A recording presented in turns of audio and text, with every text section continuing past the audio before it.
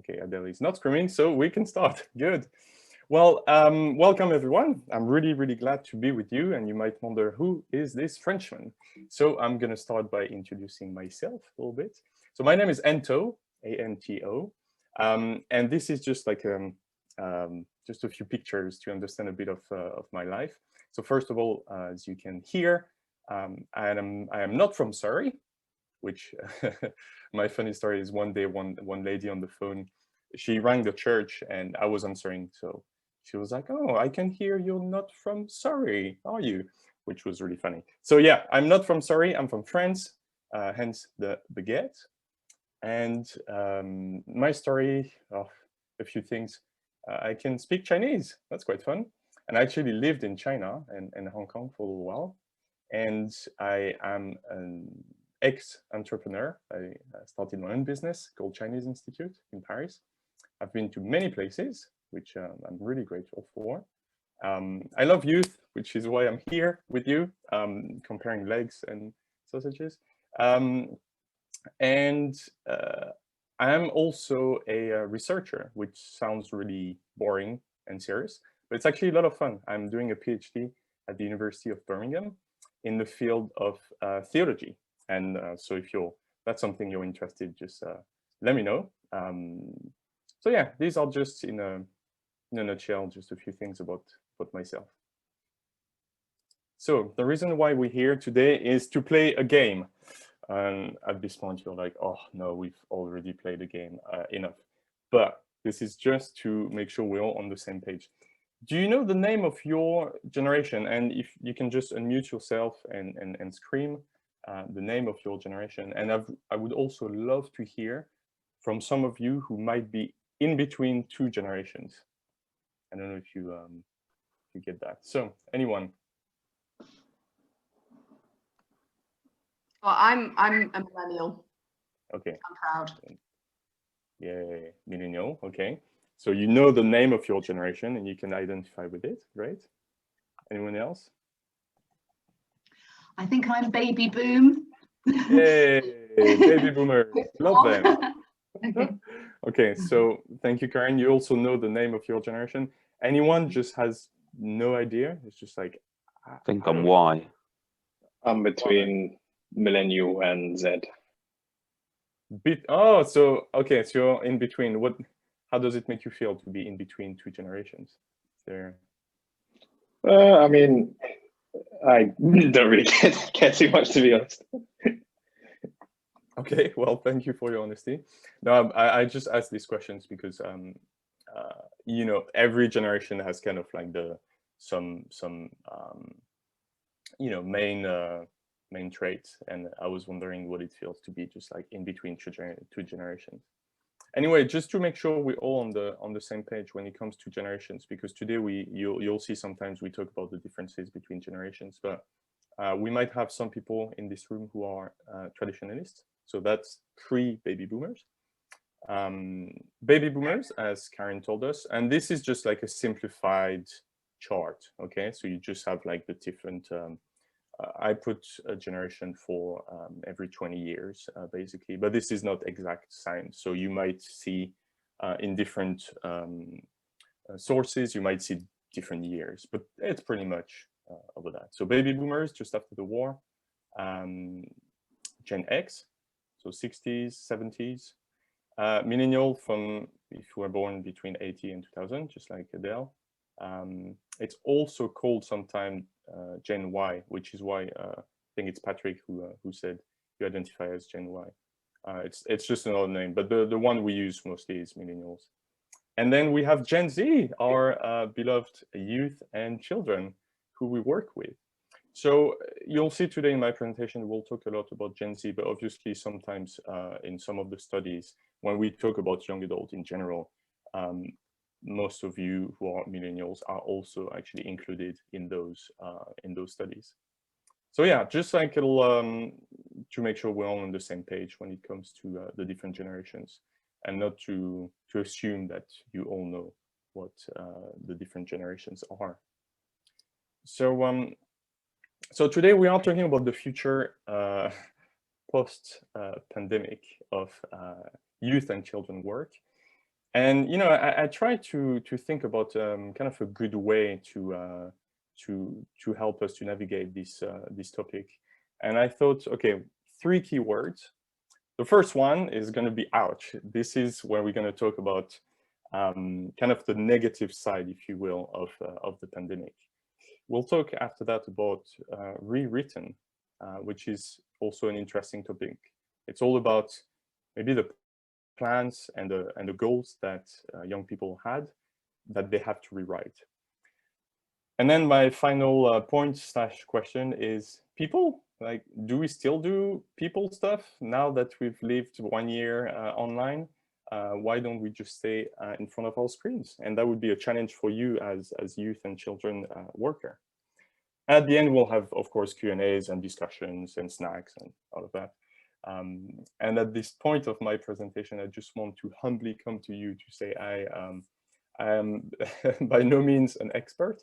I'm like one of you guys. I work with youth and children. That's my only expertise, I guess.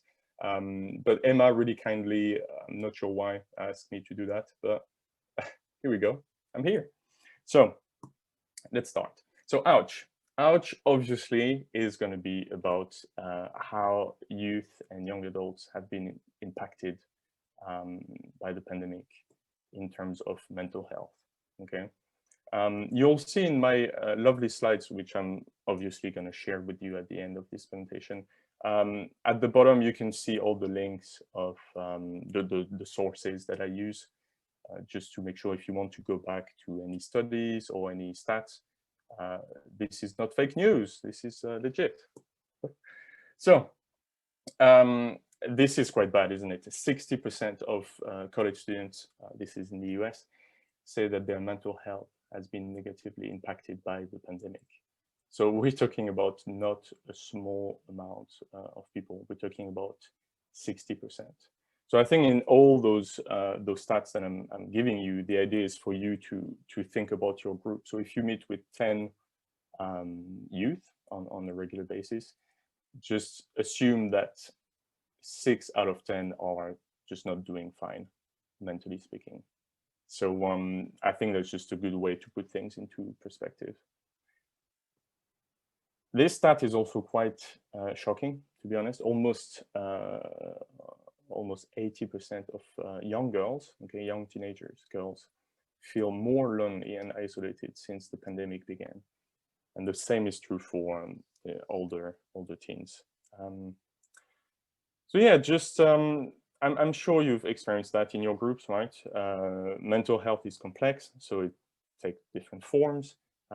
It's loneliness, it's anxieties, it's withdrawal, stress.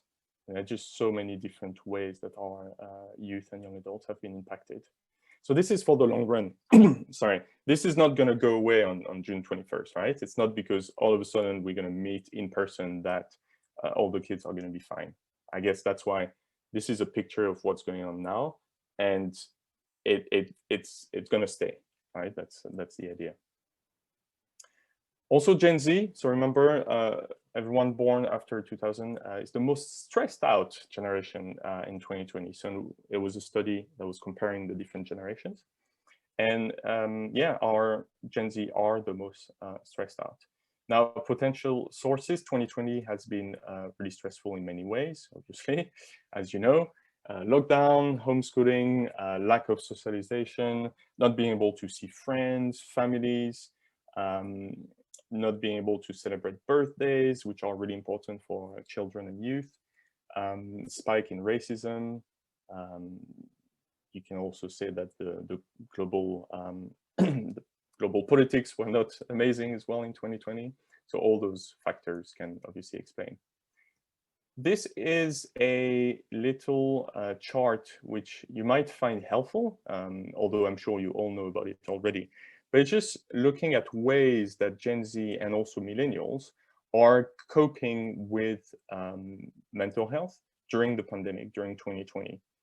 And this is not church related, right? It's just like normal people, non-Christians, who basically they've been asked, what do you do to take care of yourself during this crazy time? And these are the different answers. And I'm not saying we have to jump into, oh, look, they're listening to music, so I'm gonna just put some music every time we meet. I'm just saying maybe use this chart as some sort of guideline to help you think about activities that you want to do with your children and youth.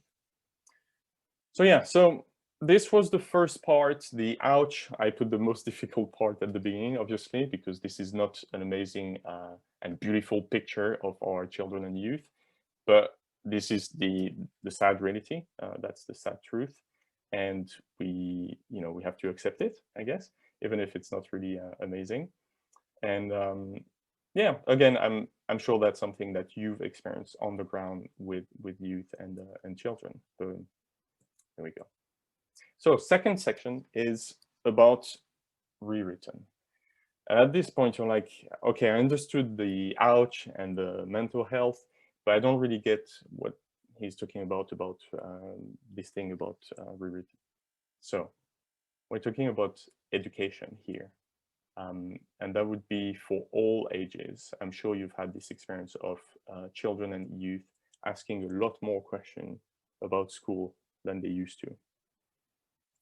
So here are a few facts for you. Almost 60% of Gen Z say that the pandemic has made them less interested in pursuing higher education, right? So 60%. Again, think of your group.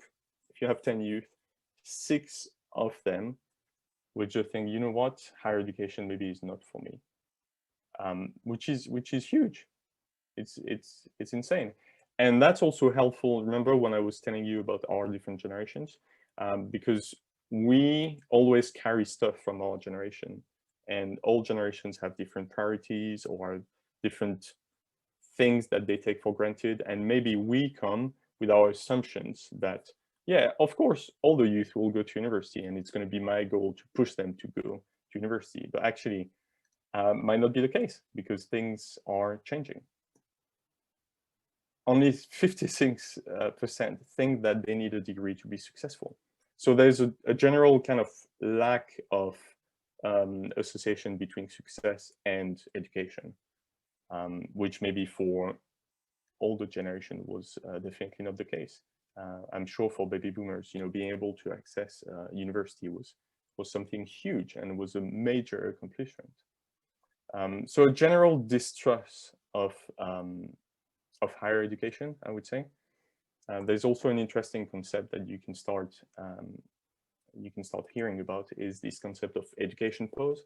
So some young people, especially if you work with older teenagers, who will tell you, I might go someday to college, but I think I'm just going to take a few years to take a break and actually maybe get money, and so kind of postponing those important life goals. And there's a story I wanted to tell you, which I called First of the Family. It's this youth who we're having a conversation, and he told me, I'm thinking I'm going to be the first one in my family not to go to university. And it was so powerful, because I'm sure you've heard in other situations that when you hear first of the family, it usually means, well, you were the first to go to college, right? And it's kind of this, you're proud of, to be the first family member to access higher education. But in this case, it's the opposite. It was like, I'm going to be the first not to go to university. I was like, wow, there's really something is shifting when it comes to higher education. Of course, you are well aware that there's also a link, obviously, with the economics and the job situation. So the really, really fresh stats that we have is that unemployment has been insane. These stats are for the UK, right?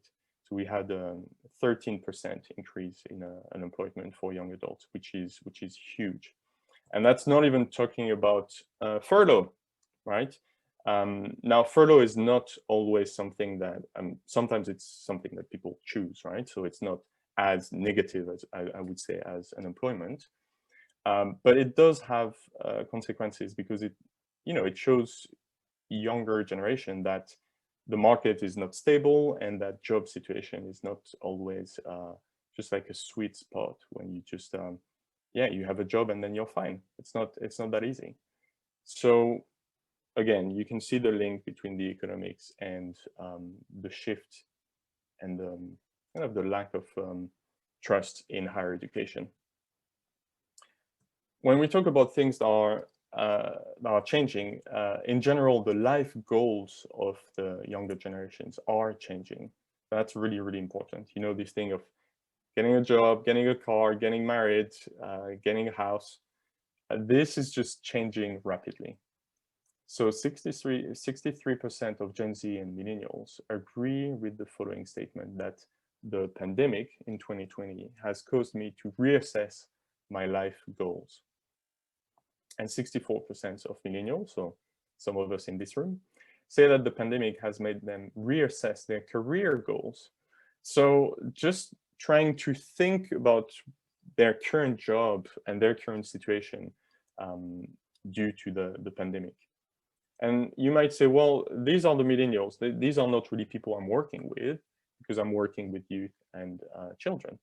But of course, youth and children will be impacted by the way millennials address their career, isn't it? Because for them might be older siblings, might be cousins, uncle. It's people in the family or people they see around them who are asking difficult questions about their career. So of course, it will have an impact on youth and children, because they will see people around them changing their goals when it comes to career life. And yeah, again, going back to millennials, almost nearly half of them are actually considering a career change. So that's huge. That's really, really huge. Things that are also rapidly changing is the relationship between youth and children with being engaged in society. And that's a trend that obviously already happened before the pandemic. You know, Gen Z is known as the activist generation, right? They want to voice their concerns. They're not happy with not having a voice. But really, really during the pandemic, it became louder and louder. And look at this stat, 75%. That's like 3/4 of Gen Z and millennials. They feel more empowered to bring positive change to the world than they did last year. So can you see how the pandemic just majorly changed their worldview and how they can actually impact the world? So that for me is a really positive stat. I'm not sure how you feel about that, but I also ask really tough questions about how we as church leaders, what do we do with that? And are we actually creating a space where youth and children can feel that they can also bring their ideas to the table? So the key words really are participation, education, more in a sense, not organized education, self-education and learning about things by yourself, and then putting that into action. Right, the third section of my short presentation is about just this link between virtual, physical, and do we still need to be around each other now that we can do everything on the screen? So a bit challenging, but you'll see, quite interesting. So digital life, again, you are more than aware of what I mean by, this is a quote from an article, an all-consuming digital life, where you have to do your homework on a screen, you have to talk to granny on a screen, you have to do your birthday on a screen, you have to do youth group on a screen, and you have to watch football on a screen. So an all-consuming digital life, and what is it going to mean for the future of our ministries?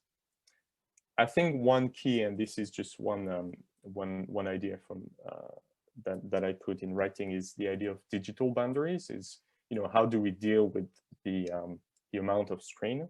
And I'm sure you've had that in your ministries. The other day, a parent called me, said, you know, we're going to have to reduce the amount of screen of our kids. Therefore, he is not going to join as much youth group because we have to find ways to limit screens, right? So parents are already making decisions based on the amount of screen. The general widespread stat is 500 percent of increase of screen time. That's for all generations. That's for all of us, you and I. Basically, during 2020, we've had just so much screen. An interesting concept that I wanted to share with you, which in 2020 happened quite a lot, is the concept of co-viewing. The idea of, okay, instead of all having our own screen and being completely individualized, why not watching things together? So apparently I'm not a parent myself, but apparently there's been a huge spike in co-viewing parents and kids together watching movies or doing stuff like that. There's also the concept of one family told me they are doing a video game tournament. So they game all together. So at least it's not individual screens. Interesting.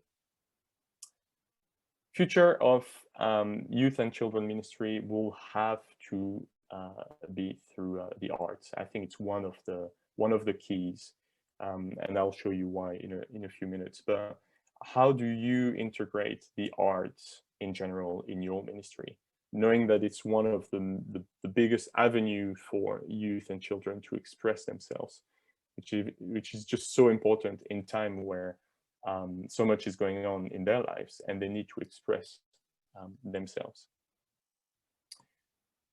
So this is a, unfortunately, we don't have time here, but I just want to, let me see if I can share with you, just to show you in a few seconds, just like that.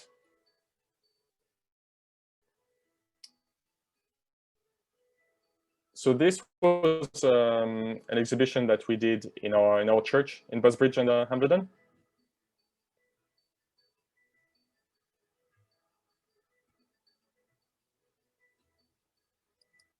Well, I'm not gonna play the whole thing, but basically, basically the idea is to we've invited the whole community on the theme of comfort and joy to use the church as a kind of an exhibition hall. Really, come and put a piece of art. Doesn't have to be Christian, but just a way for the community to do art together. I'll send you the link if you want to watch the video on YouTube. Socialization post-COVID. I'd love to hear after that about your experience with the young people and how they feel about going back into social environments. What I've heard and what I've seen is, if I'm ever at a party again, will I even know what to do? This is from an article which talks about this concept of relearning social skills. And what I've heard from one youth is this one is, I like to watch movies from the 80s because the kids seem so happy at school and they like to hang out together, they like to socialize together. And for a generation where there was already some troubles in socializing because of the fact that, well, it's one of the reasons, obviously, but we have individual screens, so it's so much easier to just retract yourself and retreat into behind your screen. They find it even harder now because you don't have the space to actually socialize. And we've had that for months. So it is really, really difficult. So I think our job as youth and family workers is going to be to think more about ways we can fight. And fight is a big word, isn't it? But I think it's really important to see it as we need to create space where young people can socialize together. Now, the good news in all of that is that there's actually a real craving for social activities, and summer camps are gonna stay, right? There's a stat in the US just saying that as soon as summer camps take people registration, they take people in, they're just full. So I don't know if it's the young people or if it's the parents who know that that's good for them, but anyway, the days of the good old camps are coming back. So if you love food at a camp, this was from last year. I did a little camp here, and disgusting food. These people are not throwing up, I promise you. They're just playing a game when you get some water on your face and stuff like that. And this is me happy at a summer camp. Yay. So no, this is real good news, because it means that there is a craving for those kind of social activities that we do really well, right, at church. And another point is embodiment. I think some people will challenge you, young people will challenge us when we, if we go back to the physical world without having made a difference between the physical and the digital. So basically, if you bring young people to just sit down and talk about one topic, they'll be like, okay, this is great, but we could do that on Zoom, right? So we need to find ideas so that our activities are unique. And we need also to force ourselves to think a bit less with our brain, if I may, and to use our different senses. If you're a movie fan, you know what I'm talking about here with the not only 5 senses, but apparently a 6th one. But these are just ideas that I'm literally throwing at you. I'd like to end with a positive note, right? We need to be excited. Of course, it's been tough. And remember, my first part was ouch, because there are casualties from this pandemic. But I feel and I hope there's also a sense of excitement in your local parish and in your ministries to just feel like, hey, they're understanding what's going on. We can actually renew our ministries and change them for the best. So this is from good old Paul, which you know very well. Do not be conformed to this world, but be transformed by the renewal of your mind. And I think the church in general, and you guys are you're the entrepreneurs of the church, right? You are the one who have the big ideas, and you will bring change into your churches. If we accept that maybe it's time for us to change some of our practices. So so I'm really excited about that. I know it's not going to be easy. It's going to be tough, but I'm sure by working all together, we can achieve some good stuff.